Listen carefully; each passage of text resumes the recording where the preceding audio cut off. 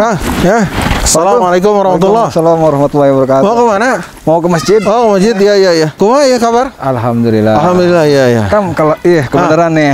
Ya. Qadarullah nih kita ketemu nih di jalan. Ana mau tanya, banyak beredar informasi katanya ada orang yang bisa ketemu dengan Nabi tapi secara sadar. Oh, ketemu Nabi secara sadar artinya bukan mimpi gitu bukan ya? Mimpi. Di dalam di dalam kehidupan nyatanya dia mengaku bahwa pernah ketemu dengan Nabi. Gitu. Ketemu langsung berbentuk gitu ya? Berbentuk dalam wujud seperti manusia, seperti biasa, bahwa dia mengaku sebagai Nabi. Nah itu seperti apa hukumnya di dalam Islam? Terus ada satu lagi, kira-kira kalau misalnya ada juga yang mengaku bisa memanggil malaikat dan malaikat itu diminta tolong oleh dia, oleh dia yang ketemu itu. Oh, dia ketemu malaikat. Istilahnya dia minta tolong atau bahasa kasarnya mungkin bisa ngendalin malaikat nyuruh mungkin ya gitu ya. Seperti itu tadi. Oh iya. Kemarin kalau nggak salah beberapa bulan yang lalu ya ada orang yang menghebohkan di sosmed itu ya, seorang paranormal, dia waktu itu bilang bahwa dia bisa bertemu manggil Nabi dan juga bisa bertemu malaikat dan nyuruh-nyuruh kan kayak begitu. Oke.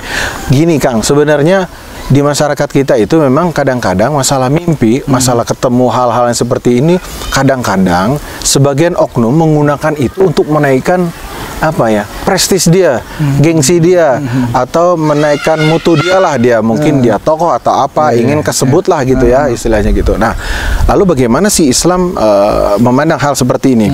Untuk bermimpi, Islam itu membenarkan kalau ada orang yang bisa bertemu Nabi dalam keadaan mimpi. Ada ya tadi? Ada. Nah, pertama cuman ada ancaman dari Nabi buat orang-orang yang suka dia ngaku mimpi, padahal dia nggak mengalami mimpi tersebut.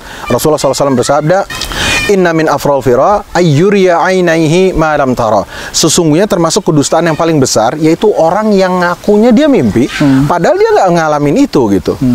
Nah, kemudian Nabi SAW juga bersabda, man tahallama bihulmin lam yarahu, yaitu siapa saja yang mengaku bermimpi bertemu Nabi padahal dia tidak mengalami itu, kullifa ayyakida baina sya'irataini wa la yaf'al. Pada hari kiamat dia itu akan dibebani untuk mengikat 2 biji gandum dan dia tidak mungkin bisa melakukan itu. Ini berarti sebuah ancaman buat orang-orang yang ngebohong entah kayak begitu. Nah, sedangkan tadi kalau mengenai dalil, Nabi SAW sendiri pernah mengatakan, "Waman ra'ani fil manami faqad ra'ani haqqa." Sesungguhnya siapa yang melihat aku dalam mimpi, maka dia sungguh telah melihatku secara benar. Artinya bisa seperti itu kan? Karena kata Nabi, setan itu tidak bisa menyerupai aku. Dan siapa yang berdusta dengan sengaja atas nama Nabi, sebaiknya dia mempersiapkan dirinya untuk mengambil tempat di dalam neraka kelak gitu.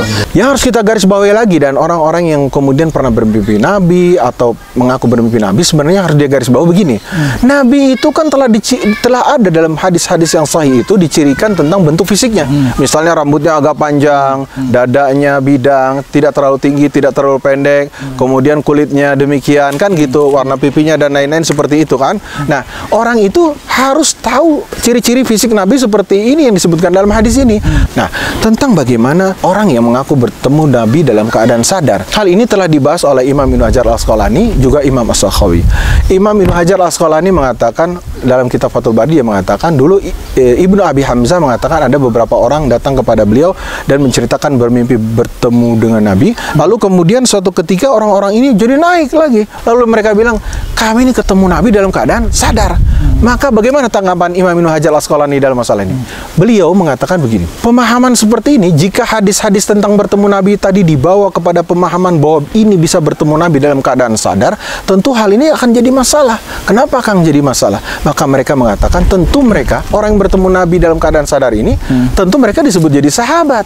Dan yang menjadi aneh adalah maka masa sahabat akan berlangsung sampai hari kiamat. Boleh jadi kalau ada orang mengaku terus bertemu Nabi kan gitu.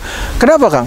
Karena definisi sahabat itu kan adalah orang yang bertemu Nabi dalam keadaan hidup, lalu beriman kepada beliau, dan mati dalam keadaan muslim.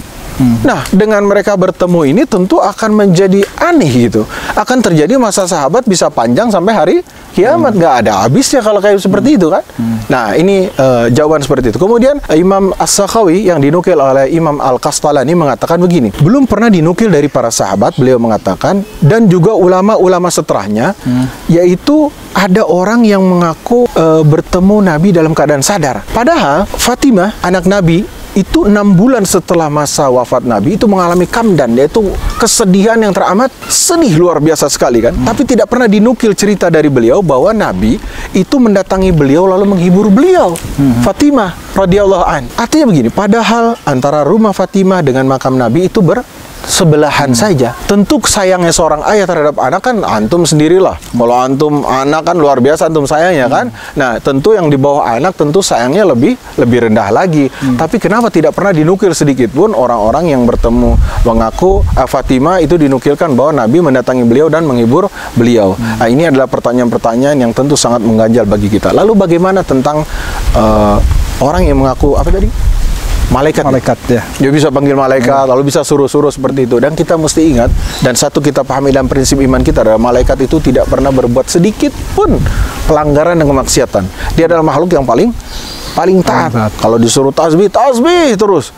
Disuruh siap-siap, dia siap-siap terus seperti itu. Apa saja suruh sujud dia terus. Nah, kemudian yang menarik untuk menjawab masalah ini adalah kalau di dalam Quran surat Maryam ayat 64. Nah, sebelumnya hadis Nabi yang diriwayatkan oleh Imam Ahmad bin Hanbal, Rasulullah SAW ketika itu malaikat Jibril suka turun pada Nabi bawa wahyu. Suatu ketika malaikat ini tidak datang kepada beliau dalam waktu yang cukup agak lama. Maka Nabi ketika bertemu dengan Jibril, Nabi kemudian bersabda dan mengatakan pada Jibril, "Ma yamna'uka antazuruna aksaru mimman tazuruna." Rasulullah SAW bersabda kepada malaikat Jibril, "Wahai Jibril, apa yang menghalangimu bisa datang kepadaku lebih sering daripada apa yang kamu pernah lakukan selama ini?" Malaikat Jibril mengatakan kepada Nabi, dan ini diabadikan di dalam Quran surat Maryam ayat 64.